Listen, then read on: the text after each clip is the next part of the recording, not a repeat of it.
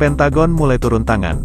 Mereka memastikan akan memperkuat pertahanan Ukraina dengan memberikan bantuan berbagai senjata canggih. Salah satunya adalah drone kamikaze, senjata yang siap meledakkan diri ketika target sedua dalam kuncian.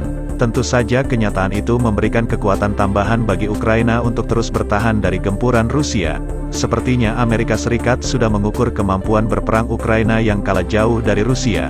Makanya mereka terus memberikan asupan kekuatan untuk mendongkrak kemampuan Ukraina bertahan. Departemen Pertahanan mengumumkan paket bantuan $300 juta untuk Kyiv. AS dilaporkan juga membantu memfasilitasi transfer tank buatan Soviet. Departemen Pertahanan AS pada hari Jumat mengumumkan bahwa mereka mengalokasikan $300 juta dalam bantuan keamanan untuk Ukraina guna meningkatkan kemampuan pertahanan negara itu, menambah $1,6 miliar yang telah diberikan Washington sejak Rusia menginvasi pada akhir Februari. Paket tersebut mencakup sistem roket berpemandu laser, drone, amunisi, perangkat penglihatan malam, sistem komunikasi taktis aman, suplai medis, dan kendaraan lapis baja.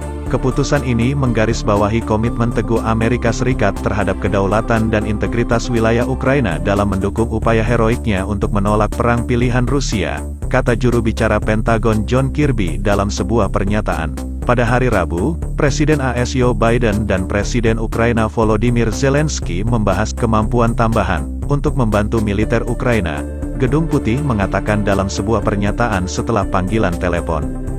Pada pertengahan Maret, Kongres meloloskan RUU pendanaan yang mencakup $13,6 miliar untuk bantuan kemanusiaan dan militer ke Ukraina dan sekutu NATO di Eropa Timur. Sebagian besar peralatan militer yang telah diberikan AS ke Ukraina berasal dari persediaannya sendiri, melalui proses yang dikenal sebagai penarikan presiden. Tidak seperti proses itu, $300 juta yang diumumkan pada hari Jumat akan digunakan untuk kontrak baru untuk peralatan militer dari mitra industri pertahanan Pentagon. Salah satu teknologi yang termasuk dalam pengumuman tersebut adalah lebih banyak drone taktis Switchblade, dijuluki drone kamikaze. Switchblades dapat diarahkan oleh operator untuk menemukan dan, ketika siap, terjun ke target, meledak saat kontak. Kirby menambahkan bahwa AS juga terus bekerja dengan sekutu dan mitranya untuk mengidentifikasi dan memberikan kemampuan tambahan kepada Ukraina. Kemudian, Jumat malam, New York Times melaporkan bahwa mengikuti permintaan Zelensky, AS telah memutuskan untuk memfasilitasi transfer tank buatan Soviet dari sekutu ke Ukraina. Keputusan itu akan menandai pertama kalinya AS membantu mentransfer tank.